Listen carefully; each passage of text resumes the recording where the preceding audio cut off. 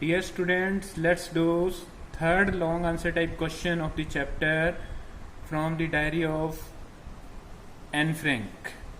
Third question's language will be like this.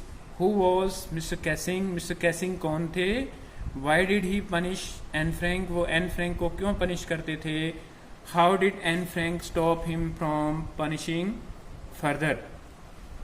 Anne Frank ने किस प्रकार से मिस्टर कैसिंग को और आगे सजा देने से रोका?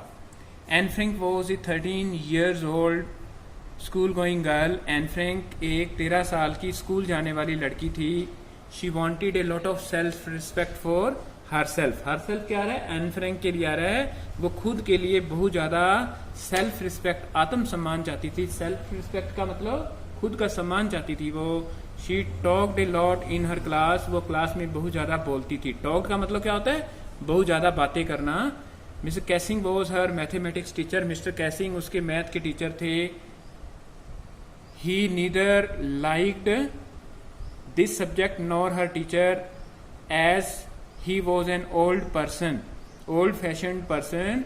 वो ना तो मिस्टर कैसिंग को पसंद करती थी, ना ही वो अपने सब्जेक्ट को पसंद करती थी, क्योंकि उसका टीचर है वो एक बूढ़ा और ओल्ड फैशन व्यक्ति था. ठीक है, बूढ़ा ओल्ड फैशन व्यक्ति था. He was always annoyed with her. और वो उससे हमेशा ही चिढ़ा रहता था. अनॉयड होता है चिढ़ जाना.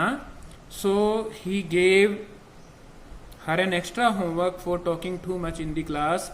इसलिए मिस्टर कैसिंग ने, ही किसके लिए आ रहा है? मिस्टर कैसिंग के लिए आ रहा है. मिस्टर कैसिंग के लिए. तो इसलिए उसने एन फ्रैंक को क्लास के अंदर ज्यादा बोलने के लिए एक्स्ट्रा होमवर्क दिया.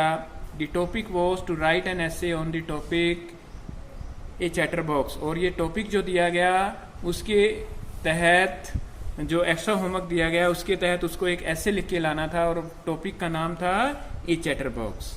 She wrote this essay giving her argument. उसने ये ऐसे लिखा, ये अपने आर्ग्यूमेंट देते हुए, ये अपने एक प्रकार से तथ्य देते हुए that she इनहर्टेड this quality from her mother, कि उसको ये क्वालिटी है वो उसकी माँ से मिली है. As she also talk too much, क्योंकि वो खुद भी बहुत ज्यादा बातें करती थी. उसकी माँ खुद ज्यादा बोलती थी, इसलिए वो भी ज्यादा बोलती है.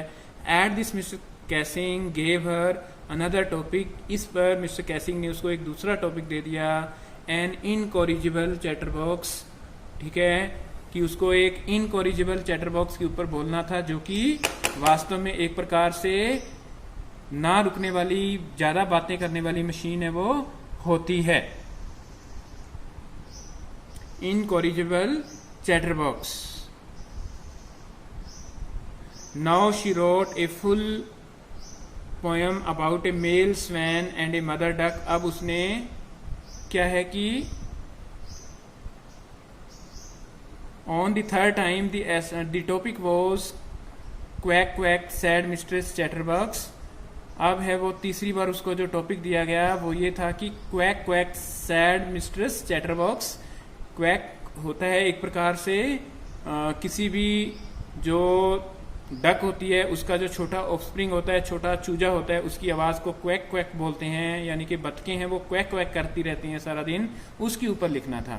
Now she wrote a full poem about a male swan and a mother duck. अब उसने एक पोएम लिखी जिसके अंदर उसकी फ्रेंड ने उसकी हेल्प की थी, और वो एक मेल स्वैन के बारे में, एक नर बतख और मादा बतख के बारे में थी.